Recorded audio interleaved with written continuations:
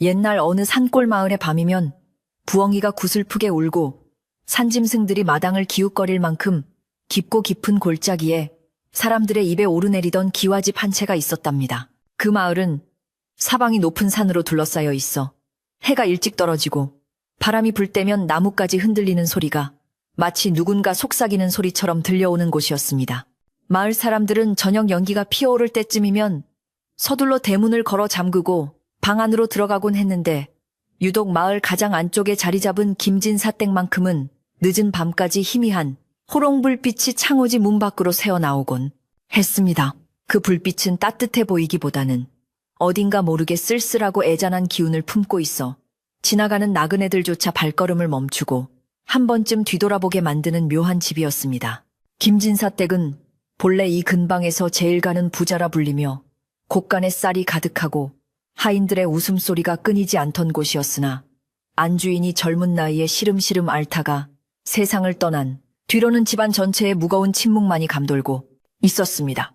안주인이 떠날 때 남기고 간 것이라고는 핏덩이 같은 아들 명수 하나뿐이었는데 아이는 어미 없는 서름을 아는 것인지 아니면 타고난 성품이 그런 것인지 좀처럼 울지도 않고 그저 멍하니 먼 산을 바라보거나 마루 끝에 앉아 하루를 보내는 일이 많았습니다. 김진사는 아내를 잃은 슬픔에 한동안 술로 세월을 보내다가 집안 살림이 엉망이 되고 어린 아들의 꼴이 말이 아니게 되자 뒤늦게 정신을 차리고 새 사람을 들이기로 마음먹었으니 그때 들어온 사람이 바로 이웃 마을에서 얌전하다고 소문난 박씨 부인이었습니다.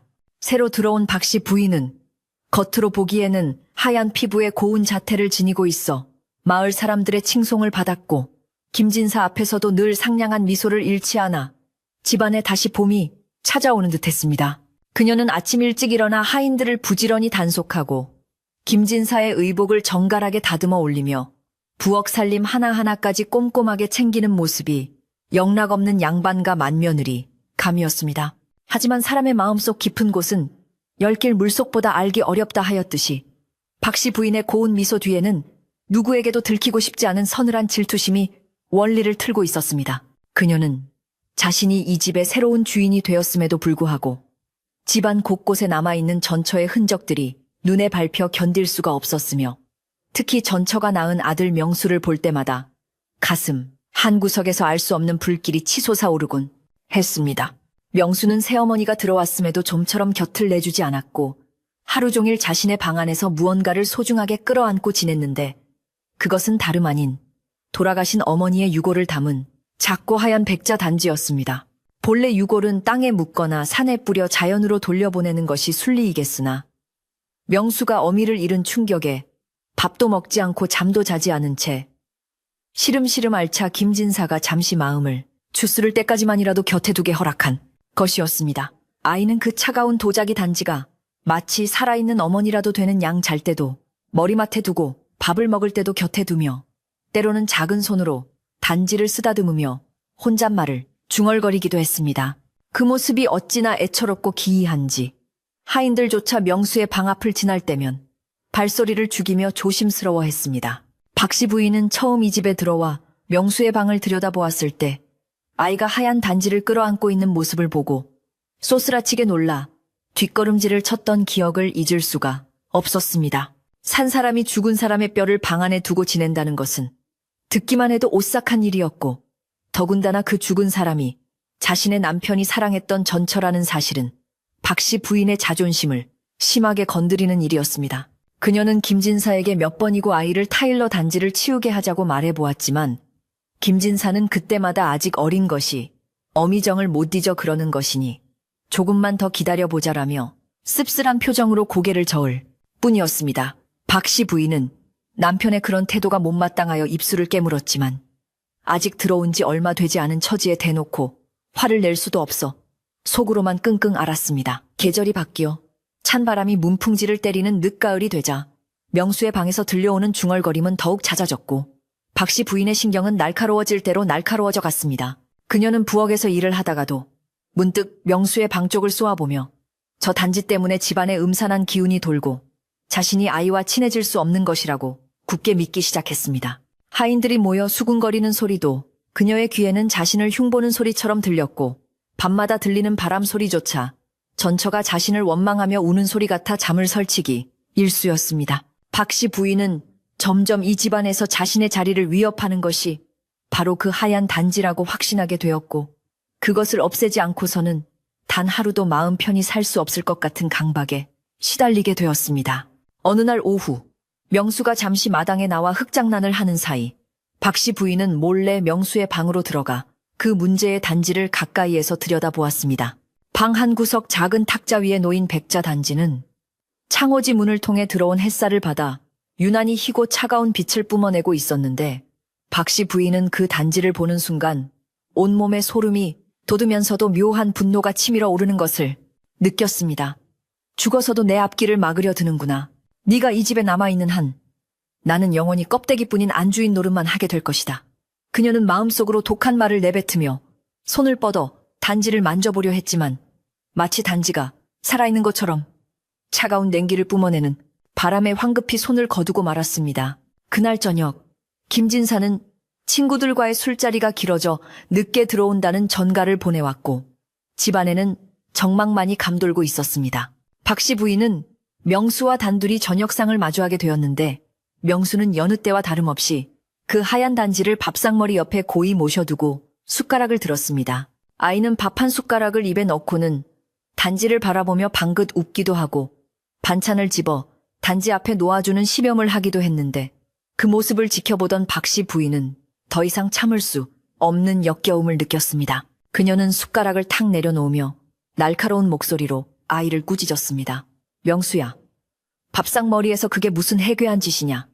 죽은 귀신을 불러들이는 것도 아니고 당장 그 단지를 치우지 못하겠느냐. 명수는 갑작스러운 새어머니의 호통에 놀라 큰 눈을 동그랗게 뜨고 박씨 부인을 쳐다보았지만 결코 단지를 치우지는 않았습니다.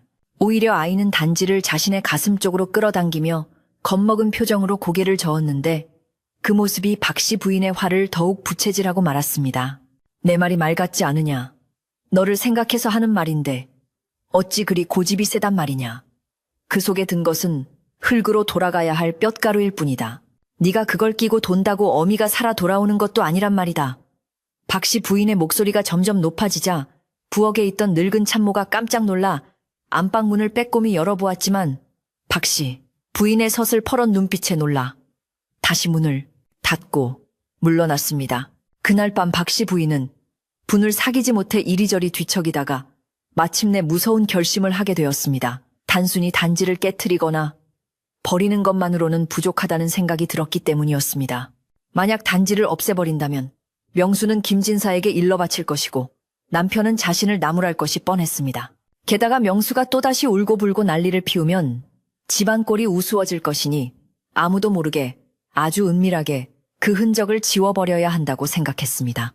그녀의 머릿속에는 오직 전처의 흔적을 이 집에서 완벽하게 소멸시켜야 한다는 생각만이 가득 찼고, 그 방법은 너무나도 끔찍하고 기괴하여 보통 사람이라면 상상조차 하지 못할 일이었습니다. 다음날 아침 하늘은 잔뜩 흐려 금방이라도 눈이 내릴 듯 무거운 회색빛을 띠고 있었습니다. 명수는 아침밥을 먹는 둥 마는 둥 하고 서당에 갈 채비를 하였는데, 아이는 나가기 전에도 단지를 한번 쓰다듬고는 어머니 다녀오겠습니다 라고 작게 인사를 건넸습니다. 박씨 부인은 마루 끝에 서서 그 모습을 지켜보며 입가에 싸늘한 미소를 머금었습니다. 아이가 대문을 나서서 멀어지는 것을 확인한 그녀는 주변에 하인들이 없는 것을 살피고는 조용히, 아주 조용히 명수의 방문을 열고 들어갔습니다. 방 안은 아이의 온기가 남아 있었지만 탁자 위에 놓인 백자단지, 주변만은 서늘한 공기가 감돌고 있었습니다. 박씨 부인은 떨리는 손으로 단지의 뚜껑을 천천히 열었습니다. 그 안에는 하얗게 부서진 뼈가루가 고요히 담겨 있었는데, 그것을 보는 순간 두려움보다는 이제 곧 이 지긋지긋한 눈의 가시를 없앨 수 있다는 해방감이 그녀를 감쌌습니다. 그녀는 부엌으로 가서 작은 그릇을 하나 가져와 단지 속의 하얀 가루를 조금 덜어내었습니다. 모든 가루를 다 없애면 금방 들통이 날 것이니 매일 조금씩 아무도 눈치채지 못하게 아이의 뱃속으로 들어가게 하여 세상에서 영원히 사라지게 만들 작정이었습니다. 그것이 전처에 대한 가장 잔인한 복수이자 자신이 이 집의 진정한 주인이 되는 길이라고 그녀는 삐뚤어진 믿음을 가졌습니다. 그녀는 덜어낸 하얀 가루를 들고 부엌으로 돌아왔습니다. 마침 저녁에 먹을 밥을 안치기 위해 쌀을 씻어놓은 솥이 보였습니다. 하인들은 택감을 구하러 뒷산에 가고 부엌에는 아무도 없었습니다. 박씨 부인은 솥 뚜껑을 열고 불린 쌀 위에 그 하얀 가루를 골고루 뿌리고는 주걱으로 휘휘 저어 흔적을 없앴습니다. 하얀 쌀알들 사이로 섞여 들어간 뼛가루는 이제 눈으로는 전혀 구별할 수 없게 되었습니다. 그녀는 다시 솥뚜껑을 덮으며 심장이 터질 듯 쿵쾅거리는 소리를 들었지만 애써 태연한 척 표정을 갈무리했습니다. 밖에서는 갑자기 불어온 돌풍에 감나무 가지가 창문을 때리며 탁탁 소리를 내었고 마치 누군가 부엌 창문 틈으로 이 모든 광경을 지켜보는 듯한 기분이 들어 등골이 오싹해졌습니다. 해가 지고 어둑어둑해지자 명수가 서당에서 돌아왔습니다. 아이는 배가 고픈지 부엌 쪽을 기웃거렸고 박씨 부인은 여느 때보다 상냥한 목소리로 아이를 맞이했습니다. 오느라 고생했다. 오늘은 네가 좋아하는 하얀 쌀밥을 지었으니 어서 씻고 오너라. 그녀의 친절에 명수는 의아한 표정을 지었지만 배고픔을 이기지 못하고 고개를 끄덕였습니다. 저녁상이 차려지고 김진사와 명수 그리고 박씨 부인이 둘러앉았습니다. 김진사는 갓 지은 밥 냄새가 구수하다며 칭찬을 아끼지 않았고 명수 역시 김이 모락모락 나는 밥그릇을 받아들고 숟가락을 들었습니다.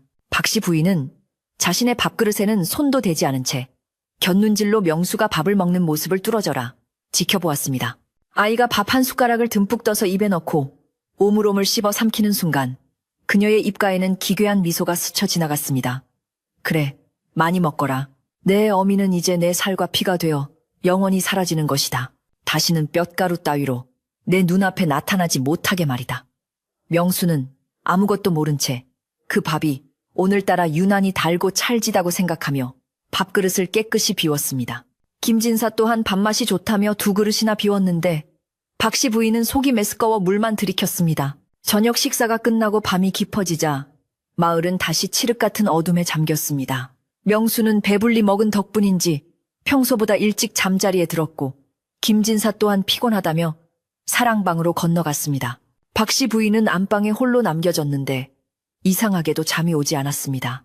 자신이 저지른 일이 들통나지 않을까 하는 불안감 때문이 아니라 어딘가 모르게 집안 공기가 낮과는 전혀 다르게 무겁고 축축하게 느껴졌기 때문입니다. 그녀는 억지로 눈을 감고 이불을 머리 끝까지 뒤집었었지만 밖에서 들려오는 바람 소리는 마치 여자의 울음소리처럼 날카롭게 변해가고 있었습니다. 자정이 넘어가고 닭이 울기에는 아직 먼 시간. 박씨 부인은 밖에서 들려오는 소리가 바람 소리만이 아니라는 것을 깨달았습니다. 그것은 아주 작고 미세했지만 분명히 누군가가 흥얼거리는 노랫소리였습니다. 소리는 대문 밖에서 들리는 것도 아니고 부엌에서 들리는 것도 아니었습니다. 바로 건너방 명수가 잠들어 있는 그 방의 바닥 깊은 곳에서부터 스멀스멀 피어오르는 듯 했습니다. 자장, 우리 아가, 잘도 잔다. 그 소리는 너무나도 부드럽고 맑아서 오히려 더 소름 끼치게 들렸습니다. 박씨 부인은 숨을 죽이고 귀를 기울였는데 그 목소리는 분명 낯선 여인의 것이었지만 어딘가 익숙한 느낌을 주어 그녀의 심장을 옥죄어 왔습니다. 박씨 부인은 혹시나 싶어 방문을 살짝 열고 마루로 나가보았습니다. 마루장 밑을 흐르는 찬 공기 사이로 그 노랫소리는 더욱 선명하게 들려왔습니다.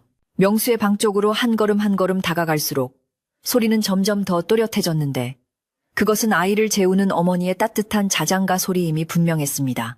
하지만 명수의 방에는 아이 혼자뿐이지 않은가. 더군다나 그 방에는 지금 아이와 함께 있는 것이라고는 차가운 백자 단지 하나뿐이었습니다. 박씨 부인의 등 뒤로 식은땀이 한 줄기 흘러내렸습니다. 자신이 밥에 섞어 먹인 그 뼛가루가 아이의 뱃속에서 노래라도 부르는 것일까? 아니면 빈 단지가 울고 있는 것일까? 그녀는 공포에 질려 다시 안방으로 도망치듯 들어왔지만 이불 속에 들어가도 그 자장가 소리는 귓가에 맴돌며 떠나지 않았습니다. 베개로 귀를 막아도 그 소리는 뼈를 타고 전해지는 듯 머릿속을 울려댔습니다. 금자동아, 은자동아, 둥둥 떠라. 박씨 부인은 밤새 한숨도 자지 못하고 뜬 눈으로 천장을 바라보며 떨었습니다. 창호지 문 밖으로 나뭇가지 그림자가 괴물처럼 일렁거렸고 집안의 모든 기둥과 석가래가 삐걱거리며 그녀를 비웃는 것만 같았습니다. 명수는 그날 밤 꿈속에서 따뜻한 품에 안겨 세상에서 가장 편안한 잠을 잤지만 죄를 지은 계모에게는 그 밤이 지옥보다 더 길고 끔찍한 시간이었습니다. 날이 밝아오자 자장가 소리는 거짓말처럼 뚝 그쳤습니다. 아침 해가 떠오르고 하인들이 마당을 쓰는 소리가 들리자 박씨 부인은 비로소 안도의 한숨을 내쉬며 방 밖으로 나왔습니다. 하지만 그녀의 얼굴은 하룻밤 사이에 10년은 늙은 듯 초췌해져 있었고 눈 밑은 채탄이 어두워져 있었습니다. 부엌으로 가던 길에 마주친 늙은 찬모가 박씨 부인의 얼굴을 보고는 깜짝 놀라 물었습니다. 마님 밤새 어디 편찮으셨습니까? 안색이 백지장 같습니다요. 박씨 부인은 아무 일도 아니라며 손사래를 쳤지만 손끝이 파르르 떨리는 것은 감출 수가 없었습니다. 그때 건너방 문이 열리고 명수가 걸어 나왔는데 아이의 얼굴은 어제와 달리 유난히 뽀얗고 윤기가 흘러 마치 잘 익은 복숭아 같았습니다. 그 모습을 본 박씨 부인은 털썩 주저앉을 뻔했습니다. 자신이 죽은 사람의 뼈를 먹였는데 아이는 오히려 생기가 넘쳐 흐르고 있었으니 이것이 대체 무슨 조화란 말인가. 그날 아침 명수의 얼굴에서 피어오르는 생기는 마치 봄날의 새싹처럼 싱그러웠으나 그 모습을 지켜보는 박씨 부인의 마음은 한겨울 얼음장 밑을 흐르는 물처럼 차갑게 얼어붙고 말았습니다. 그녀는 부엌 한 구석에 쭈그리고 앉아 어젯밤 자신이 저지른 일이 혹여나 꿈은 아니었는지 아니면 귀신에 홀려 헛것을 본 것은 아닌지 끊임없이 되뇌었습니다. 하지만 쌀똥 옆에 숨겨둔 작은 그릇에 묻어있는 하얀 가루의 흔적은 그 모든 것이 명백한 현실임을 증명하고 있었고 박씨 부인은 황급히 행주로 그릇을 닦아내며 거칠게 숨을 몰아쉬었습니다. 그녀의 손은 마치 중풍에 걸린 사람처럼 덜덜 떨렸고 가슴 속에서는 뜨거운 불덩이가 치밀어 올라 명치를 꽉 막힌 듯 답답하게 만들었습니다. 박씨 부인은 마음을 진정시키려 애쓰며 마당으로 나갔지만 따스한 햇살조차 그녀에게는 따갑게만 느껴져 자꾸만 그늘진 곳으로 몸을 숨기게 되었습니다. 반면 명수는 아침밥을 든든히 먹은 덕분인지 평소보다 훨씬 활기찬 모습으로 마당을 뛰어다녔는데 그 발소리가 쿵쿵 울릴 때마다 박씨 부인의 심장도 덩달아 쿵쿵거리며 요동을 쳤습니다. 아이가 웃으며 어머니 다녀오겠습니다 하고 인사를 건넬 때 박씨 부인은 아이의 눈동자 속에 죽은 전처의 얼굴이 겹쳐 보이는 착각에 빠져 쏘스라치게 놀라며 뒷걸음질을 쳤습니다. 아이의 목소리는 분명 명수의 것이었으나 그 울림 속에 묘하게 섞여 있는 부드러운 기운이 박씨 부인의 귓가를 스치며 고맙다, 고맙다 하고 속삭이는 듯 했기 때문입니다. 명수가 학교로 떠난 뒤 집안에는 다시금 적막이 찾아왔지만 박씨 부인에게는 그 고요함이 오히려 폭풍전야의 긴장감처럼 느껴졌습니다. 그녀는 홀린 듯 명수의 방으로 들어가 탁자 위에 놓인 백자 단지를 다시 한번 확인했는데 단지는 어제와 다름없이 그 자리에서 차가운 침묵을 지키고 있었습니다. 뚜껑을 열어보자 줄어든 가루의 양만큼 빈 공간이 보였고 그 빈 공간은 마치 박씨 부인의 죄악을 담기 위해 입을 벌리고 있는 구렁이의 아가리처럼 검고 깊어 보였습니다. 그녀는 황급히 뚜껑을 닫으며 이깟 뼈가루가 무슨 힘이 있겠어. 다 내 기분 탓이야. 기분 탓이라며 스스로를 다독였지만 등 뒤에서 누군가 지켜보는 듯한 서늘한 느낌은 좀처럼 가시지 않았습니다. 점심때가 되어 김진사가 사랑방에서 나와 식사를 청하자 박씨 부인은 억지 미소를 지으며 상을 차려내갔습니다. 김진사는 명수가 오늘따라 혈색이 좋고 기운이 넘쳐 보인다며 싱글벙글 웃었고 이는 모두 새어머니인 박씨 부인이 살뜰히 챙겨준 덕분이라며 칭찬을 아끼지 않았습니다. 부인 덕분에 집안에 다시 온기가 도는구려. 명수 녀석이 저리 밝아진 걸 보니 내 마음이 다 놓입니다. 남편의 칭찬은 박씨 부인의 가슴에 비수처럼 꽂혔고 그녀는 밥알이 모래알처럼 씹히는 것을 간신히 목구멍으로 넘기며 고개를 끄덕일 뿐이었습니다. 자신이 아이에게 먹인 것이 무엇인지 알게 된다면 저 다정한 미소가 순식간에 도깨비 같은 분노로 변할 것임을 알기에 그녀는 남편의 얼굴을 똑바로 쳐다볼 수가 없었습니다. 그날 오후 박씨 부인은 빨래터에 가서 빨래를 하면서도 멍하니 흐르는 물만 바라보다가 이웃 안악들의 부름조차 듣지 못했습니다. 마을 안악들은 박씨 부인이 시집 온 지 얼마 안 되어 고된 시집살이에 지친 것이라 짐작하며 혀를 찼지만 정작 그녀의 머릿속은 온통 다가올 밤에 대한 공포로 가득 차 있었습니다. 해가 서산으로 넘어가며 붉은 노을이 마을을 덮치자 박씨 부인은 그 붉은 빛이 마치 핏물처럼 보여 몸서리를 쳤습니다. 어둠이 깔리기 시작하면 다시 그 소리가 들려올까, 아니면 어제는 그저 내가 너무 예민해서 들은 환청이었을까. 그녀는 빨래 방망이를 내던지듯 내려놓고 도망치듯 집으로 돌아왔습니다. 저녁이 되고 어김없이 밤은 찾아왔습니다. 명수는 저녁밥 역시 맛있게 비우고는 일찍 잠자리에 들었고 김진사 또한 사랑방 불을 끄고 잠을 청했습니다. 박씨 부인은 안방에 홀로 앉아 문풍지가 떨리는 소리에 귀를 기울이며 제발 오늘은 아무 소리도 들리지 않기를 간절히 빌었습니다. 그러나 자정이 지나고 사방이 쥐 죽은 듯 고요해지자 기다렸다는 듯이 그 소리가 다시 들려오기 시작했습니다. 어제보다 조금 더 선명하고 조금 더 가까운 곳에서 들리는 듯한 그 노래. 자장, 자장, 우리 아가 잘도 잔다. 그것은 분명 명수의 방바닥 밑에서, 아니 어쩌면 아이의 뱃속 깊은 곳에서 울려나오는 영혼의 노래였습니다. 박씨 부인은 이불을 머리 끝까지 뒤집어 쓰고 귀를 틀어 막았지만 그 소리는 귀로 듣는 것이 아니라 온몸의 뼈마디를 타고 전해져 오는 진동과도 같아서 피할 수가 없었습니다. 노랫소리는 구슬프면서도 한편으로는 지독할 정도로 평온하여 죄를 지은 사람의 마음을 더욱더 괴롭게 만들었습니다. 마치 나는 너를 알고 있다. 네가 무엇을 했는지 다 알고 있다. 라고 조용히 꾸짖는 듯한 그 음색에 박씨 부인은 식은땀을 비오듯 흘리며 몸을 떨었습니다. 그녀는 견디다 못해 벌떡 일어나 방문을 열고 밖을 내다보았지만 마당에는 찬바람만이 바라니 불고 있을 뿐 아무도 없었습니다. 오직 명수의 방 쪽에서만 희미한 푸른 기운이 감도는 듯한 착각이 들 뿐이었습니다. 다음 날부터 박씨 부인의 시련은 계속되었습니다. 밤마다 들려오는 자장가 소리에 잠을 설치니 낮에는 병든 닭처럼 꾸벅꾸벅 졸기 일쑤였고 밥맛도 떨어져 날이 갈수록 얼굴이 해골처럼 말라갔습니다. 반면 명수는 날마다 무럭무럭 자라나 키도 크고 살도 오르며 얼굴에서는 빛이 났습니다. 마을 사람들은 김진사댁 아들이 새어머니를 맞이하더니 인물이 훤해졌다며 칭찬했지만 그 말을 들을 때마다 박씨 부인은 속으로 피를 토하는 심정이었습니다. 자신의 생명을 갉아먹어 아이를 키우는 듯한 이 기이한 현상 앞에서 그녀는 점점 이성을 잃어가고 있었습니다. 그녀는 틈만 나면 부엌에서 혼자 중얼거리고 허공을 향해 삿대질을 하는 등 이상한 행동을 보이기 시작했습니다. 이런 박씨 부인의 변화를 가장 먼저 눈치챈 사람은 집안에서 평생을 일해온 늙은 참모였습니다. 그녀는 김진사의 어머니 때부터 이 집안의 부엌을 지켜온 사람으로 집안의 대소사는 물론 보이지 않는 흐름까지 꿰뚫고 있는 인물이었습니다. 참모는 박씨 부인이 쌀독 주변을 서성거리거나 혼잣말을 하는 모습을 유심히 지켜보며 고개를 갸웃거렸습니다.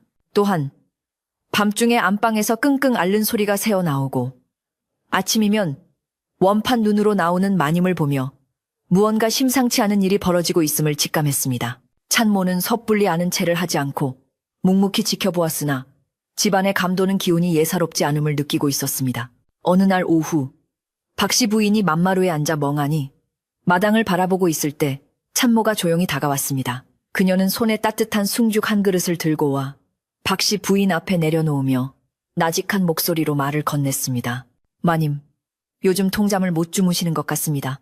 얼굴이 많이 상하셨습니다. 박씨 부인은 화들짝 놀라며 참모를 쳐다보았지만 참모의 눈빛은 깊은 우물처럼 고요하여 속을 알 수 없었습니다. 박씨 부인은 떨리는 목소리로 아니다. 그냥 밤바람이 차서 그런 것이다. 라고 둘러댔지만 참모는 그 말을 믿지 않는 눈치였습니다. 참모는 숭늉 그릇을 매만지며 허공을 응시하더니 마치 혼잣말처럼 툭 한마디를 던졌습니다. 이 집터가 워낙 기운이 센 곳이라 집안의 물건 하나라도 함부로 다루면 탈이 나는 법이지요. 특히 사람의 손때가 묻은 물건이나 한이 서린 물건은 더더욱 조심해야 합니다. 옛 어른들 말씀에 산 사람 밥그릇보다 무서운 게 죽은 사람 밥그릇이라 하지 않았습니까? 그 말은 박씨 부인의 가슴을 정통으로 찔렀습니다. 박씨 부인은 숨을 헉 들이키며 찬모를 노려보았지만 찬모는 아무 일도 없었다는 듯이 묵묵히 몸을 돌려 부엌으로 향했습니다. 박씨 부인은 참모의 뒷모습을 보며 심장이 터질 듯 뛰었습니다. 저 늙은이가 혹시 알고 있는 것일까? 내가 밥에 섞은 것이 무엇인지 봤단 말인가? 의심은 꼬리에 꼬리를 물고 이어져 이제는 집안의 모든 사람이 자신을 감시하고 있는 것 같은 착각에 빠지게 되었습니다. 하인들이 마당에서 빗자루질을 하며 나누는 사소한 농담도 자신을 비웃는 소리처럼 들렸고 김진사가 명수를 부르는 소리조차 자신을 질책하는 호통처럼 들렸습니다. 박씨 부인은 이대로 가다가는 자신이 먼저 미쳐버릴 것 같아 견딜 수가 없었습니다. 그녀는 어떻게든 이 소리의 정체를 밝혀내고 끝을 봐야겠다고 결심했습니다. 그날 밤은 유난히 달이 밝아 마당의 그림자가 선명하게 드리워진 밤이었습니다. 김진사가 잠든 것을 확인한 박씨 부인은 몰래 호미를 하나 챙겨들고 밖으로 나왔습니다. 소리가 명수의 방바닥 밑에서 들린다면 분명 그 밑에 무언가가 있을 것이라는 생각이 들었기 때문입니다. 혹시 쥐나 고양이가 들어가서 우는 것일 수도 있고 아니면 옛날에 묻어둔 항아리가 바람에 울리는 것일지도 모른다는 헛된 희망을 품고서 말입니다. 그녀는 명수의 방 쪽 마루 밑 틈새로 기어 들어가려 했으나 좁은 틈으로 보이는 것은 캄캄한 어둠뿐이었습니다. 그녀는 호미로 땅을 쿡쿡 찔러 보았지만 딱딱한 흙바닥 소리만 날 뿐 아무것도 잡히지 않았습니다. 그때였습니다. 마루 바로 위 명수가 자고 있는 방 안에서 또다시 그 소리가 들려왔습니다. 잘 자라. 우리 아가. 엄마가 지켜줄게. 이번에는 노래뿐만 아니라 다정한 말소리까지 섞여 있었습니다.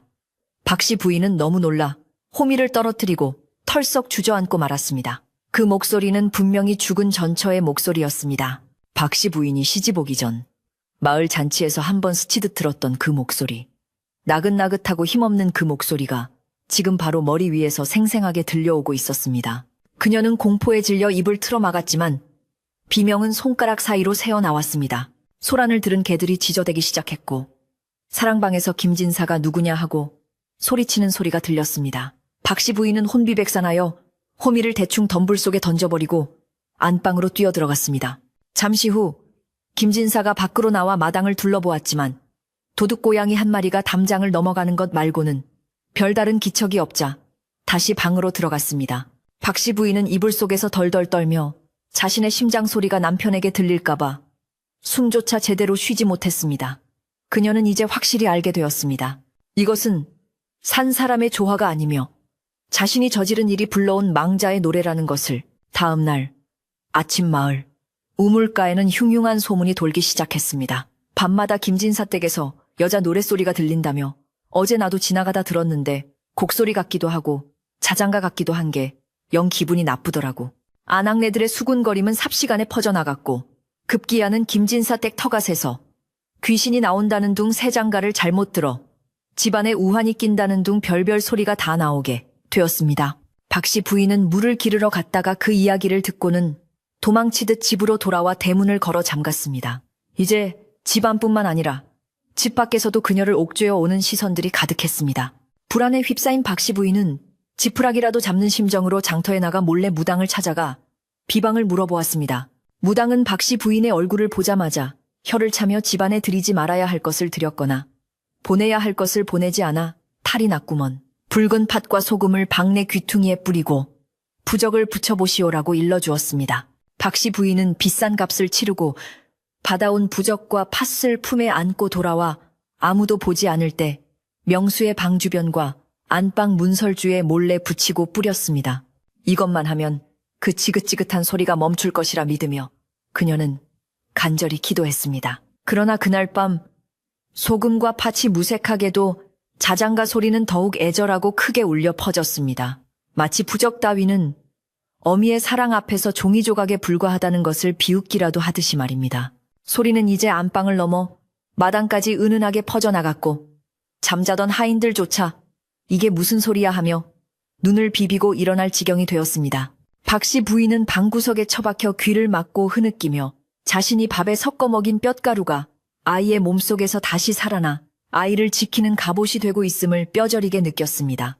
아이를 해치려던 자신의 도끼가 오히려 아이를 더욱 강하게 만들고 자신을 파멸로 몰아넣고 있다는 사실에 그녀는 절망했습니다. 명수의 방 안에서는 아이가 꿈속에서 어머니를 만나 행복하게 웃고 있었습니다. 꿈속의 어머니는 하얀 옷을 입고 명수를 안아주며 따뜻한 밥을 먹여주었고 명수는 그 품이 너무 좋아 깨고 싶지 않았습니다. 아이의 볼은 발그레하게 상기되었고 숨소리는 고요하고 평화로웠습니다. 그 평온함은 벽 하나를 사이에 둔 박씨. 부인의 공포와 극명한 대비를 이루며 밤은 점점 깊어만 갔습니다. 집안을 감도는 이 기이한 노래는 이제 단순한 소리가 아니라 감춰진 진실을 드러내려는 신호탄이 되어 점점 더 많은 사람들의 귀를 향해 퍼져나가고 있었습니다. 박씨 부인이 아무리 막으려 해도 물이 터지듯 쏟아져 나오는 진실을 언제까지고 숨길 수는 없는 노릇이었습니다. 계절은 어느덧 깊어져 마당의 감나무 잎이 모두 떨어지고 처마 밑으로 스며드는 바람이 살을 애는 듯한 초겨울로 접어들었습니다. 명수의 방에서 들려오는 자장가 소리는 날이 갈수록 그 깊이를 더해가며 밤이면 밤마다 김진사 댁의 기와지붕을 넘어 고요한 산골 마을로 은은하게 퍼져나갔습니다. 처음에는 바람 소리인가 나뭇가지 흔들리는 소리인가 하여 긴가민가 하던 마을 사람들도 이제는 해가 지고 어둠이 깔리면 을의 그 집 쪽을 향해 귀를 기울이게 되었습니다. 소리는 슬픈 듯 하면서도 한편으로는 너무나 평온하여 듣는 이로 하여금 돌아가신 어머니의 품을 떠올리게 하는 묘한 힘을 가지고 있었으나 정작 그 집의 안주인인 박씨, 부인에게는 심장을 갉아먹는 저주의 주문과도 같았습니다. 그녀는 밤마다 이불을 머리끝까지 뒤집어 쓰고 귀를 틀어 막았지만 소리는 마치 뼛속에서 울려 나오는 듯 피할 길이 없었습니다. 박씨 부인의 얼굴은 날이 갈수록 생기를 잃어 흙빛으로 변해갔고 눈은 깊이 서탁에 들어가 마치 살아있는 시체와도 같은 몰골이 되어갔습니다. 그녀는 밥을 먹으려 숟가락을 들 때마다 하얀 쌀밥 위에서 그 가루가 아른거리는 것 같아 구역질을 해대기 일쑤였고 물을 마셔도 목구멍에 가시가 걸린 듯 넘어가지 않아 하루가 다르게 말라만 갔습니다. 반면 뼈가루가 섞인 밥을 먹은 명수는 신기하게도 얼굴에 복숭아 같은 혈색이 돌고 눈빛은 밤하늘의 별처럼 총명하게 빛나기 시작했습니다. 아이는 예전처럼 추위를 타지도 않았고 얇은 옷 하나만 걸치고도 마당을 활기차게 뛰어다녔는데 그 모습이 마치 보이지 않는 따뜻한 기운이 아이를 감싸고 있는 듯하여 보는 사람들의 감탄을 자아냈습니다. 박씨 부인은 그 모습을 볼 때마다 자신의 생명이 빨려나가 아이에게로 옮겨가는 듯한 공포를 느꼈습니다. 마을 안팎에서는 김진사 댁에 대한 괴소문이 걷잡을 수 없이 퍼져나갔습니다. 김진사 댁 새마님이 들어온 뒤로 밤마다 도깨비불이 춤을 춘다더라. 죽은 전처가 아들이 걱정되어 구천을 떠돌다 집으로 내려왔다더라 하는 이야기들이 우물가와 장터 국밥집에서 안주거리로 오르내렸습니다. 심지어 어떤 노인은 밤길을 가다 김진사 댁 담장 너머로 하얀 소복을 입은 여인이 아이의 방을 들여다보고 있는 것을 보았다고 맹세하기까지 하여 사람들의 등골을 서늘하게 만들었습니다. 이러한 소문은 결국 김진사의 귀에도 들어갔지만 그는 워낙 성품이 대범하고 헛소문을 믿지 않는 사람이라 아녀자들이 할 일이 없어 지어낸 헛소리라며 일축해버렸습니다. 그러나 그 역시 밤중에 잠에서 깨어 묘한 소리를 들은 적이 한두 번이 아니었기에 마음 한구석에는 찜찜한 의구심이 싹트고 있었습니다. 박씨 부인은 이 모든 상황을 견딜 수가 없어 거의 미칠 지경에 이르렀습니다. 그녀는 낮에는 하인들의 눈을 피해 명수의 방을 샅샅이 뒤지고 혹시나 소리가 날 만한 구멍이 있는지 바닥을 두드려 보았으나 나오는 것은 먼지뿐이었습니다. 탁자 위에 놓인 백자 단지는 이제 거의 비어 가볍게 변해 있었는데 박씨 부인은 그 빈 단지를 볼 때마다 자신이 저지른 끔찍한 짓이 떠올라 몸서리를 쳤습니다.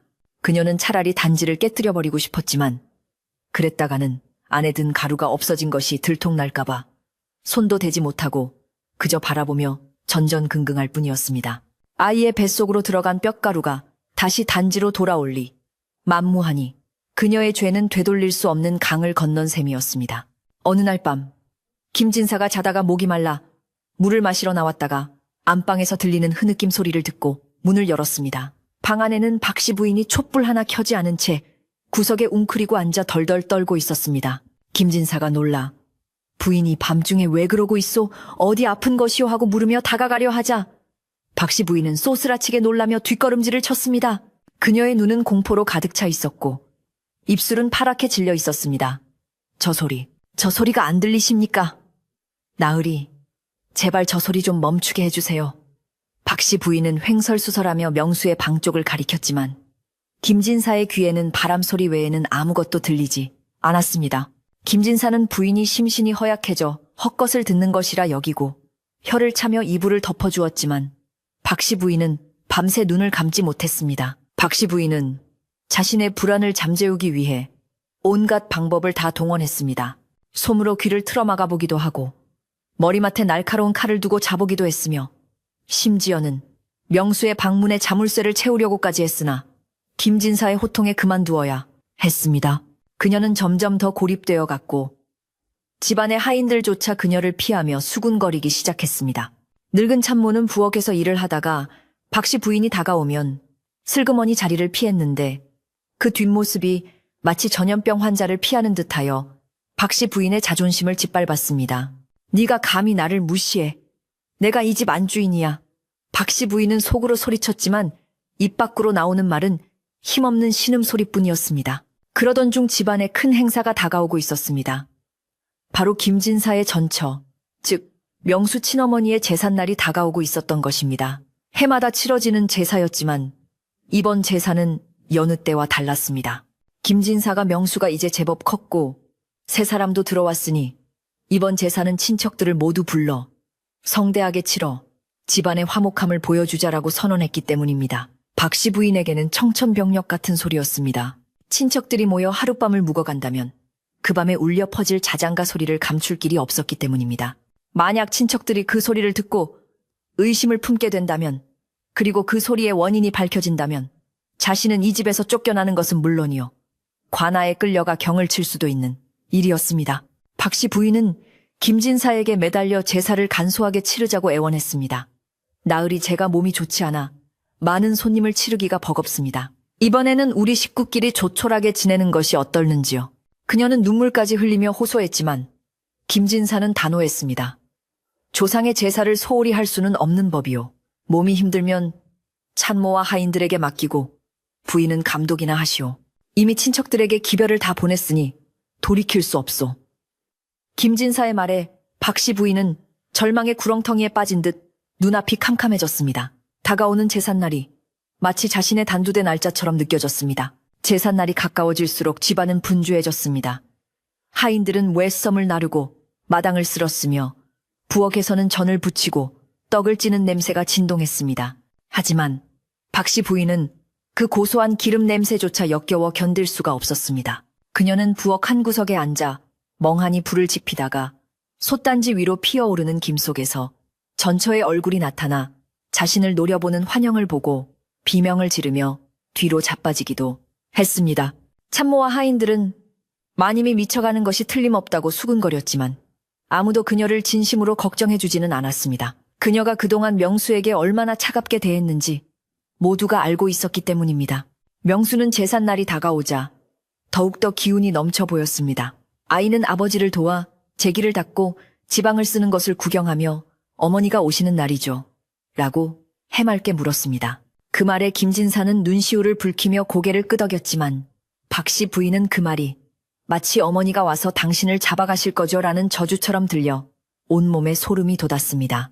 명수는 밤마다 꿈속에서 어머니와 만나 즐거운 시간을 보낸 덕분에 어머니가 돌아가셨다는 슬픔보다는 그리움과 따뜻함을 더 많이 느끼고 있었습니다. 아이는 무의식 중에 낮에도 콧노래로 그 자장가를 흥얼거리곤 했는데 그 소리를 들을 때마다 박씨 부인은 귀를 막고 도망쳐야 했습니다. 드디어 제사 전날이 되었습니다. 먼 곳에 사는 친척들이 하나둘씩 도착하기 시작했습니다. 시골 마을에 고요하던 기와집은 오랜만에 사람들의 왁자지껄한 소리로 가득 찼습니다. 당숙 고모 육촌 형제들까지 모여들어 마당은 발 디딜 틈이 없었고 사랑방과 안방 건너방까지 손님들로 꽉 들어찼습니다. 박씨 부인은 억지로 웃는 얼굴을 만들어 손님들을 맞이했지만 속은 바짝바짝 타들어가 숯검정이 되었습니다. 친척들은 명수를 보며 아이고, 어미 없는 자식이 어찌 이리 훤하고 잘생겼을까. 새어머니가 잘 걷어먹인 모양이네라며 박씨 부인을 칭찬했습니다. 그 칭찬은 박씨 부인에게 가시방석이 되어 그녀를 찔러댔습니다. 해가 지고 어둠이 깔리자 저녁 식사 자리가 벌어졌습니다. 오랜만에 만난 친척들은 술잔을 기울이며 회포를 풀었고 웃음소리가 담장을 넘어갔습니다. 하지만 박씨 부인은 시계가 없는 옛날임에도 시간이 흘러가는 것을 피부로 느낄 수 있었습니다. 밤이 깊어지면 모두가 잠자리에 들 것이고 그때가 되면 어김없이 그 소리가 시작될 터였습니다.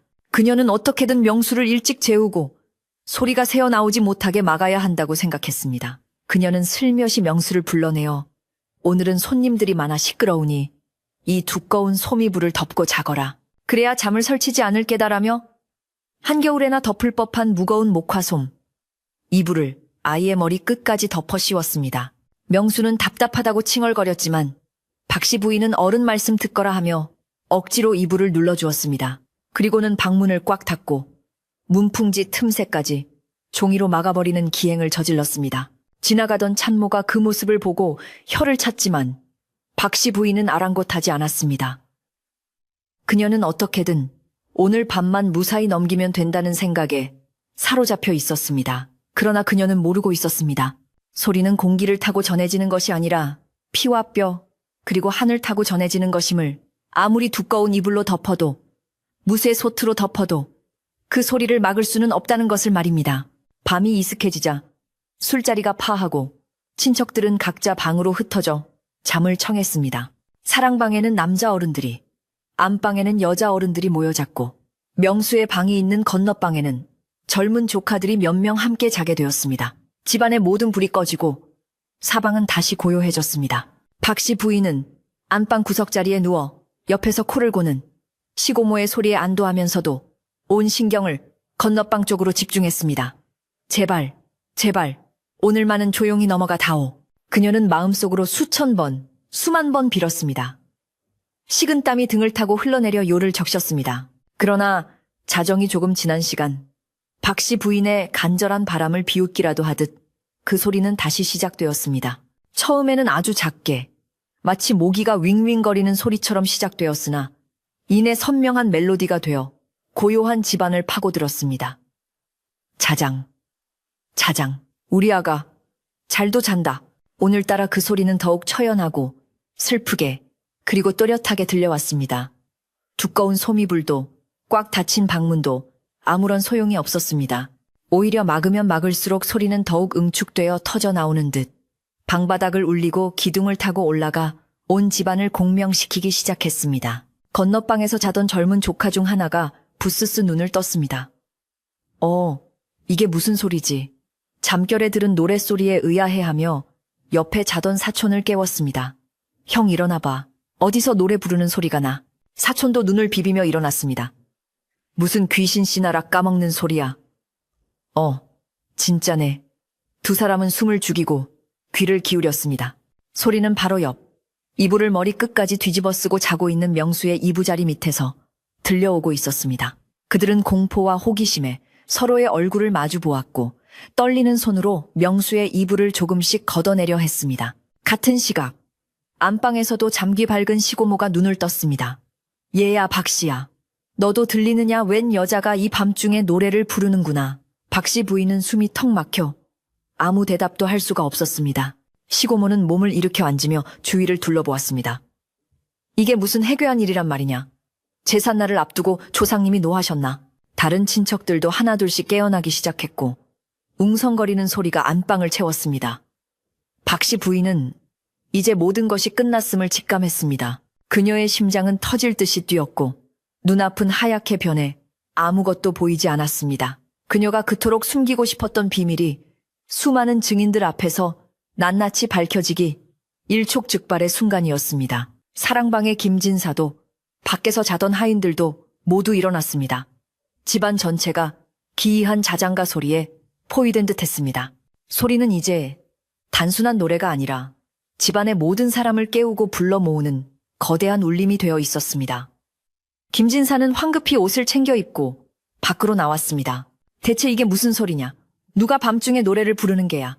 그의 호통 소리에도 자장가는 멈추지 않고 계속해서 이어졌습니다. 모든 사람의 시선이 소리의 근원지인 건너방 명수의 방으로 쏠렸습니다. 박씨 부인은 이불 속에서 덜덜 떨며 다가오는 발자국 소리들을 죽음의 사자가 오는 소리처럼 듣고 있었습니다. 이제 피할 곳은 어디에도 없었습니다. 한밤중에 고요를 깨트리며 집안 가득 울려 퍼지는 자장가 소리에 김진사댁 마당은 삽시간에 등불을 든 사람들로 가득 찼습니다. 사랑방에서 뛰쳐나온 김진사와 친척, 어른들 안방에서 나온 아낙네들, 그리고 행랑채에서 달려온 하인들까지 모두가 숨을 죽인 채 건너방을 주시하고 있었습니다. 소리는 분명 명수가 잠든 방 안에서 들려오고 있었는데 그 선율이 어찌나 구슬프고도 또렷한지 밤바람마저 숨을 죽이고 그 소리에 귀를 기울이는 듯 했습니다. 마당에 모인 사람들의 그림자가 불빛에 흔들리며 일렁거렸고 그 누구도 감히 먼저 문을 열 엄두를 내지 못한 채 서로의 얼굴만 쳐다보고 있을 때 김진사가 떨리는 손으로 마른 침을 삼키며 앞으로 나섰습니다. 그는 집안의 가장으로서 이 궤변의 실체를 확인해야만 했습니다. 김진사가 조심스럽게 건너방 문고리를 잡고 문을 활짝 열어젖히자 방 안의 풍경이 마당의 불빛을 받아 훤히 드러났습니다. 방 안에는 두꺼운 소미불을 머리 끝까지 뒤집어 쓴 명수가 곤히 잠들어 있었는데 놀랍게도 그 자장가 소리는 아이의 입에서 나오는 것이 아니라 아이의 몸 전체를 감싸고 도는 공기 중에서 울려 나오는 듯 했습니다. 아니 더 정확히 말하면 아이의 볼록한 배와 가슴 깊은 곳에서부터 은은한 빛과 함께 소리가 새어나오고 있었습니다. 그 소리는 마치 동굴 속에서 울리는 메아리처럼 방 안을 가득 채우고 있었고 듣는 이들의 가슴을 파고들며 알 수 없는 슬픔과 그리움을 자아냈습니다.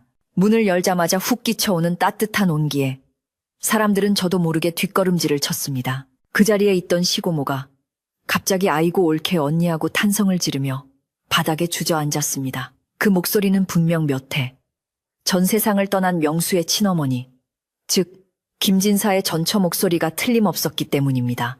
살아서 아이를 재울 때 부르던 그 특유의 나긋나긋한 음색과 숨결까지 고스란히 담겨있는 소리에 친척들은 모두 입을 틀어막고 눈시울을 붉혔습니다. 이것은 원한에 사무친 귀신의 곡소리가 아니라 어미가 자식을 지키기 위해 부르는 사랑의 노래였습니다.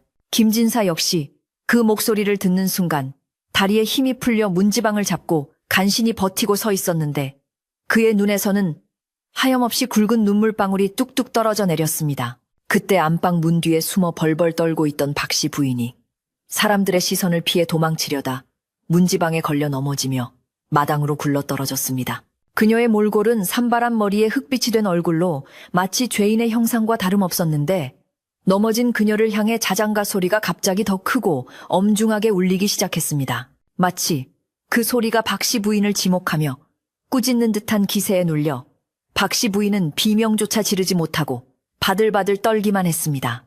이를 지켜보던 늙은 참모가 군중 속에서 걸어 나와 김진사 앞에 무릎을 꿇고 그동안 가슴속에 묻어두었던 말을 토해내기 시작했습니다. 나으리 이 늙은 년이 죽을 죄를 지었습니다. 저 마님이 도련님 방에 있던 백자단지에 손을 대는 것을 제가 보았습니다. 참모의 말에 김진사의 눈이 번쩍 뜨였습니다. 그는 급히 명수의 머리맡에 놓인 탁자를 확인했는데 늘 그 자리에 있어야 할 하얀 유골단지가 텅 비어있는 것이 보였습니다. 뚜껑은 열려있고 안은 깨끗하게 비어있었으며 그 옆에는 하얀 가루가 묻은 숟가락 하나가 덩그러니 놓여 있었습니다. 김진사는 비로소 모든 상황을 짐작할 수 있었습니다.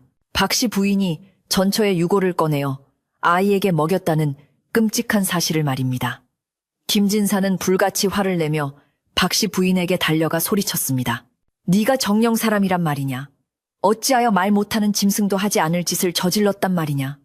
그의 고함 소리가 밤하늘을 찢을 듯 울려 퍼졌습니다. 박씨 부인은 공포와 죄책감에 짓눌려 바닥에 머리를 메었으며 오열했습니다. 잘못했습니다. 나으리. 죽을 죄를 지었습니다. 그저 전처의 흔적이 너무 싫어서 눈앞에서 없애버리고 싶어서 그랬습니다. 아이를 죽이려던 것은 아니었습니다. 정말입니다. 그녀의 자백은 마당에 모인 사람들을 경악하게 만들었습니다. 친척들은 혀를 차며 박씨 부인에게 손가락질을 해댔습니다. 세상에 어미의 뼈를 자식에게 먹이다니 천벌을 받을 짓이로다. 어쩐지 아이가 밥을 먹고 나면 더 건강해지더라니. 어미가 제 몸을 녹여 자식을 살리고 있었구나. 사람들의 분노와 탄식 소리가 뒤섞여 마당은 아수라장이 되었습니다. 그러나 신기한 일은 김진사가 분노를 이기지 못해 박씨 부인을 향해 손을 들어 올리려는 순간 방 안에서 들려오던 자장가 소리가 더욱 부드럽게 변하며 김진사의 마음을 어루만졌다는 것입니다. 괜찮다. 우리 아가는 내가 지킨다. 마치 전처가 남편의 화를 가라앉히고 이 모든 것이 아이를 위한 자신의 선택이었음을 알리는 듯 했습니다. 김진사는 허공에 멈춘 손을 부들부들 떨다가 힘없이 내렸습니다. 죽은 아내가 자신의 뼈가 가루가 되어서도 아이의 뱃속에 들어가 아이를 보호하고 있다는 사실에 그는 분노보다 더 큰 슬픔과 감동을 느꼈기 때문입니다. 박씨 부인의 악독한 마음조차 어미의 사랑을 이길 수는 없었던 것입니다. 좌중의 가장 어른인 당숙이 헛기침을 하며 엄숙한 목소리로 나섰습니다. 자네 더 이상 소란 피우지 말게. 이미 죽은 어미가 산 자식을 살리려 제 몸을 바친 일이네. 저 여인의 죄는 하늘이 알고 땅이 알 것이니 굳이 자네 손에 피를 묻힐 필요 없네. 다만 저런 마음을 품은 사람을 집안에 계속 둘 수는 없는 노릇이니 당장 내치게. 당숙의 판결에 친척들도 모두 고개를 끄덕였습니다. 인륜을 저버린 사람과 한 지붕 아래에서 살 수는 없는 법이었습니다. 김진사는 차갑게 식은 눈으로 박씨 부인을 내려다보며 말했습니다. 당장 짐을 싸서 나가시오. 날이 밝기도 전에 내 눈앞에서 사라지지 않으면 관아에 넘길 것이오. 다시는 명수 앞에 나타날 생각도 하지 마시오. 박씨 부인은 울면서 방으로 들어가 옷가지 몇 개를 챙겨 들고 나왔습니다. 그녀가 마당을 가로질러 대문으로 향하는 동안 어느 누구도 그녀를 붙잡거나 위로의 말을 건네지 않았습니다. 그녀가 걷는 걸음마다 죄책감의 무게가 실려 비틀거렸고 대문 밖의 어둠은 그녀를 집어삼킬 듯 입을 벌리고 있었습니다. 박씨 부인이 대문을 나서서 문지방을 넘는 순간 거짓말처럼 명수의 방에서 들려오던 자장가 소리가 뚝 그쳤습니다. 집안에 감돌던 무거운 공기가 순식간에 거치고 차가운 밤바람 대신 맑고 청량한 기운이 마당으로 쏟아져 들어왔습니다. 악한 기운이 물러가자 집터가 비로소 본래의 평온함을 되찾은 것입니다. 박씨 부인이 떠난 뒤 김진사와 친척들은 명수의 방 앞에 둘러앉아 밤을 지새웠습니다. 방 안의 명수는 이 모든 소란 속에서도 한 번도 깨지 않고 곤히 자고 있었습니다. 아이의 얼굴은 평화롭기 그지없었고 입가에는 옅은 미소까지 머금고 있었습니다. 사람들은 그 모습을 보며 죽은 어미가 마지막까지 아이의 귀를 막고 단잠을 재운 것이라 믿었습니다. 찬모는 부엌으로 가서 따뜻한 꿀물을 타와 김진사와 어른들에게 올렸고 사람들은 꿀물을 마시며 놀란 가슴을 진정시켰습니다. 비록 끔찍한 일이 있었지만 그 덕분에 죽은 사람의 사랑이 얼마나 깊고 위대한지를 확인한 밤이기도 했습니다. 날이 밝아오자 동쪽 하늘이 붉게 물들기 시작했습니다. 밤새 내리던 서리는 아침 햇살에 녹아 이슬방울이 되어 반짝였고 마당의 감나무 위에서는 까치가 반가운 손님이라도 온 듯 울어댔습니다. 집안 사람들은 피곤한 기색도 없이 부지런히 움직여 제사상을 차렸습니다. 어제까지만 해도 형식적으로 준비하던 제사가 이제는 마음을 다해 모셔야 할 성스러운 의식이 되었습니다. 김진사는 목욕 재개하고 정갈한 옷으로 갈아입은 뒤 텅 빈 백자 단지를 깨끗이 닦아 제사상 한가운데에 올렸습니다. 비록 뼈가루는 사라졌지만 그 빈 단지야말로 아내의 사랑을 증명하는 가장 귀한 유품이 되었습니다. 명수도 아침 일찍 일어나 맑은 눈으로 아버지와 친척들을 바라보았습니다. 아이는 간 밤에 무슨 일이 있었는지 전혀 모르는 눈치였지만 어딘가 모르게 한층 의젓해진 모습이었습니다. 아이는 새어머니가 보이지 않자 잠시 두리번거렸지만 묻지 않았습니다. 어린아이의 직감으로 집안의 공기가 달라졌음을 그리고 자신을 짓누르던 검은 그림자가 사라졌음을 느낀 듯 했습니다. 김진사는 아들의 손을 꼭 잡고 제사상 앞에 섰습니다. 향을 피우자 몽글몽글 피어오르는 연기가 마치 아내의 혼인 양 천천히 공중으로 흩어졌습니다. 제사는 엄숙하면서도 따뜻한 분위기 속에서 진행되었습니다. 친척들은 모두 진심을 다해 절을 올리며 아이를 지켜준 영혼에게 감사를 표했습니다. 형수님, 이제 걱정 마시고 편히 가십시오. 명수는 저희가 다 같이 돌보겠습니다. 당숙이 술잔을 올리며 읊조리자 닫혀있던 방문이 바람도 없는데 스르르 열렸다가 닫혔습니다. 사람들은 그것을 영혼의 응답이라 여기며 눈시울을 붉혔습니다. 제사가 끝나고 음복을 하는 자리에서 사람들은 더 이상 박씨 부인의 이야기를 입에 올리지 않았습니다. 나쁜 기억은 훌훌 털어버리고 앞으로 명수를 어떻게 잘 키울 것인지에 대한 희망찬 이야기들만이 오고 갔습니다. 점심때가 되어 친척들이 하나둘씩 돌아갈 채비를 했습니다. 그들은 떠나면서 명수의 머리를 한 번씩 쓰다듬어 주거나 몰래 용돈을 쥐어주며 격려를 아끼지 않았습니다. 명수야, 씩씩하게 자라거라.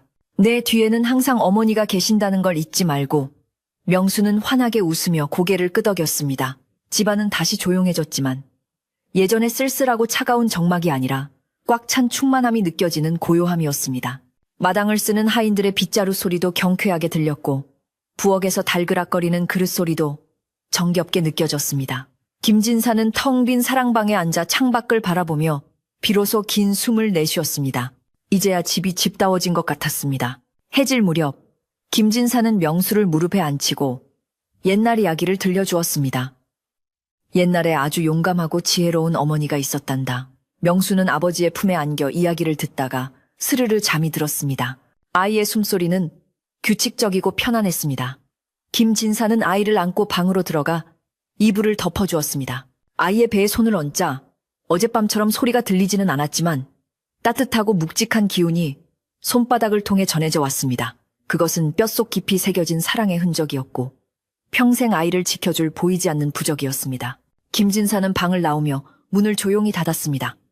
문 밖에는 어느새 보름달이 둥실 떠올라 김진사 댁 기와 지붕을 환하게 비추고 있었습니다. 박씨 부인이 쫓겨나고 집안에 들이웠던 검은 먹구름이 걷히자 김진사 댁에는 유난히 길고 혹독했던 겨울이 물러가고 거짓말처럼 따스한 봄 기운이 스며들기 시작했습니다. 마당 한 구석에 웅크리고 있던 매화나무 가지에는 어느새 통통하게 물이 오른 꽃망울들이 맺혔고 처마 및 얼음이 녹아떨어지는 물소리는 마치 봄을 재촉하는 맑은 악기 소리처럼 들려왔습니다. 하인들은 겨우내 묵은 먼지를 털어내기 위해 창문을 활짝 열고 대청소에 나섰는데 빗자루질을 하는 그들의 손놀림에는 예전에 주눅든 기색은 온데간데 없고 신바람이 묻어났습니다.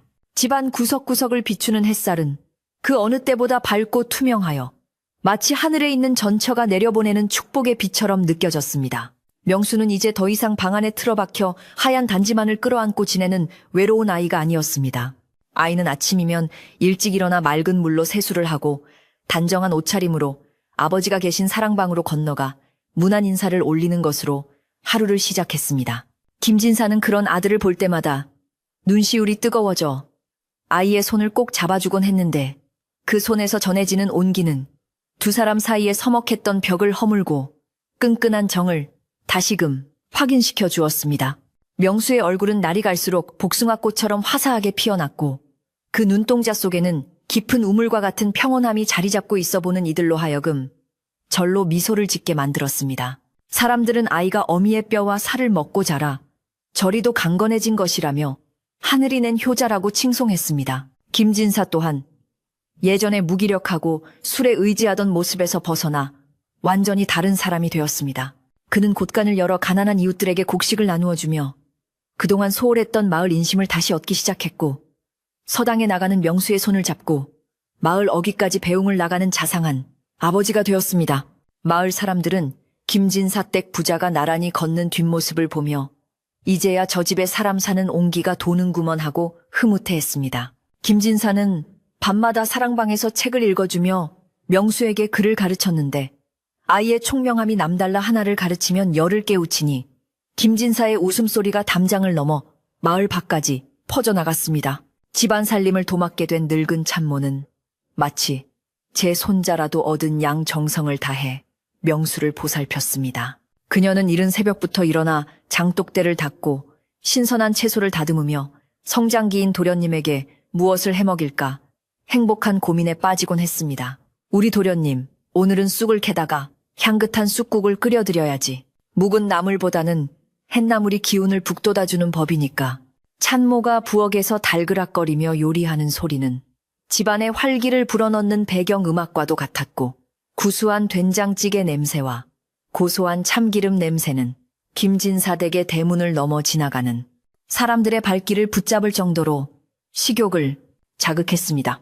명수는 학교에서 돌아오면 곧장 부엌으로 달려가 찬모에게 그날 있었던 일들을 미주알고주알 이야기하곤 했습니다.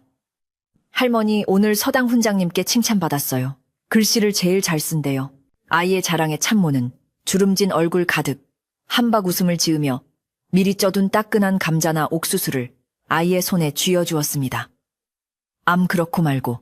도련님은 뼈대 있는 집안의 자손이신데 당연하지요. 게다가 돌아가신 마님이 하늘에서 지켜보고 계시니 더 잘하실 겁니다. 참모의 말에 명수는 고개를 끄덕이며 하늘을 올려다보았는데 그럴 때마다 아이의 가슴 속에서는 따뜻한 기운이 몽글몽글 피어오르는 것을 느낄 수 있었습니다. 그것은 막연한 그리움이 아니라 언제나 함께하고 있다는 든든한 믿음이었습니다. 마을 안팎에 떠돌던 흉흉한 소문들도 이제는 완전히 자취를 감추었습니다. 밤마다 들리던 기이한 자장가 소리가 멈춘 대신 김진사댁 담장 너머로는 아이의 책 읽는 소리와 웃음소리가 들려오니 사람들은 그 집을 복이 다시 찾아온 집이라 부르게 되었습니다. 예전에는 귀신이 나온다며 피해가던 길이었지만 이제는 마을 아이들이 명수와 놀기 위해 김진사댁 대문 앞을 기웃거리는 일이 잦아졌습니다. 명수는 친구들을 데리고 마당에서 제기차기도 하고 숨바꼭질도 하며 뛰어놀았는데 그 왁자지껄한 소리야말로 죽은 안주인이 그토록 보고 싶어 했던 풍경이었을 것입니다. 계절이 바뀌어 봄이 무르익자 김진사는 아내의 산소를 찾아가기로 했습니다. 명수와 함께 정성스럽게 마련한 제수를 들고 뒷산 양지 바른 곳에 있는 산소에 도착한 두 사람은 무성하게 자란 잡초를 뽑고 봉분을 다듬었습니다. 김진사는 술 한 잔을 올리며 나직하게 말했습니다. 여보, 우리 명수 좀 보시오. 당신이 마지막까지 지켜준 덕분에 이리도 씩씩하게 자랐소. 이제 당신도 마음의 짐을 내려놓고 편히 쉬구려. 내가 남은 평생 당신 목까지 이 아이를 사랑하며 키우겠소. 산소 주변에 피어난 진달래꽃들이 봄바람에 살랑거리며 마치 고개를 끄덕이는 듯했고 김진사의 눈가에는 회한과 감사의 눈물이 고였습니다. 명수는 어머니의 산소 앞에 엎드려 큰절을 올렸습니다. 아이는 이제 더 이상 어머니의 유골단지를 찾지 않았습니다. 왜냐하면 어머니는 차가운 도자기 속에 있는 것이 아니라 자신의 몸과 마음 속에 그리고 흐르는 피 속에 영원히 함께 살아 숨쉬고 있음을 깨달았기 때문입니다. 아이가 절을 하고 일어날 때 어디선가 날아온 하얀 나비 한 마리가 명수의 어깨 주변을 빙글빙글 돌다가 하늘 높이 날아올랐습니다. 명수는 그 나비를 보며 손을 흔들어 주었고 그 모습은 한 폭의 그림처럼 아름답고 평화로웠습니다. 산을 내려오는 부자의 발걸음은 올라갈 때보다 훨씬 가볍고 경쾌했습니다. 어느 날 저녁, 김진사댁 마루에는 풍성한 저녁상이 차려졌습니다. 참모가 솜씨를 발휘하여 지은 윤기 흐르는 하얀 쌀밥과 맑은 소고기 무국, 그리고 각종 나물 반찬들이 상다리가 휘어질 만큼 가득했습니다. 김진사와 명수는 마주보고 앉아 수저를 들었습니다. 많이 먹거라. 밥이 보약이다. 아버지의 말씀에 명수는 네 아버지도 많이 드세요. 하며 밥을 한 숟가락 크게 떠 입에 넣었습니다. 예전에는 박씨 부인의 눈치를 보느라 밥이 입으로 들어가는지 코로 들어가는지 몰랐던 식사 시간이 이제는 하루 중 가장 기다려지는 행복한 시간이 되었습니다. 따뜻한 국물이 목을 타고 넘어가며 온몸을 녹여주었고 씹을수록 단맛이 나는 밥알은 살이 되고 피가 되었습니다. 저녁을 먹고 난 후 명수는 마루 끝에 앉아 밤하늘의 별을 바라보았습니다. 시골의 밤하늘은 보석을 뿌려놓은 듯 총총한 별들로 가득 차 있었고 멀리서 들려오는 개구리 울음소리는 정겨운 자장가처럼 들렸습니다. 그때 김진사가 다가와 명수의 옆에 나란히 앉았습니다. 명수야, 저기 북두칠성이 보이느냐? 옛 어른들은 사람이 죽으면 별이 되어 가족을 지켜본다고 하셨단다. 아마 네 어머니도 저 별들 중 하나가 되어 우리를 보고 계실 게다. 김진사가 손가락으로 가리키는 곳을 따라 명수의 시선이 머물렀습니다. 그곳에는 유난히 밝고 반짝이는 별 하나가 두 사람을 내려다보고 있는 듯 했습니다. 아버지, 저는 이제 무섭지 않아요. 밤에 혼자 자는 것도, 바람 소리가 들리는 것도요. 어머니가 항상 제 곁에 계신다는 걸 아니까요. 명수의 의젓한 말에 김진사는 아들을 기특하게 바라보며 어깨를 감싸 안았습니다. 그래, 그렇고 말고. 너는 혼자가 아니다. 그리고 이 아비도 이제는 내 곁을 떠나지 않을 것이다. 밤바람이 두 사람의 머리카락을 부드럽게 스치고 지나갔지만 그 바람에는 더 이상 서늘한 한기가 없었고 대신 흙냄새와 풀냄새가 섞인 향긋한 봄 내음만이 가득했습니다. 집안을 감싸고 있던 보이지 않는 결계가 걷히고 자연의 순리대로 흘러가는 평온한 시간이 찾아온 것입니다. 밤이 깊어 잠자리에 들 시간이 되었습니다. 명수는 제 방으로 들어가 이부자리를 폈습니다. 예전에는 그토록 두렵고 외로웠던 방이었지만 이제는 아늑하고 포근한 안식처가 되었습니다. 베개에 머리를 누이자 창호지 문 너머로 은은한 달빛이 방 안으로 스며들어와 마치 어머니의 손길처럼 아이의 얼굴을 어루만졌습니다. 명수는 눈을 감고 가만히 귀를 기울여 보았습니다. 혹시나 그 자장가 소리가 다시 들릴까 하고 말입니다. 하지만 들리는 것은 규칙적인 자신의 숨소리와 마당의 풀벌레 소리뿐이었습니다. 그러나 명수는 실망하지 않았습니다. 귀로 들리는 소리는 사라졌지만 마음의 귀로 듣는 어머니의 노래는 여전히 가슴속에서 울리고 있었기 때문입니다.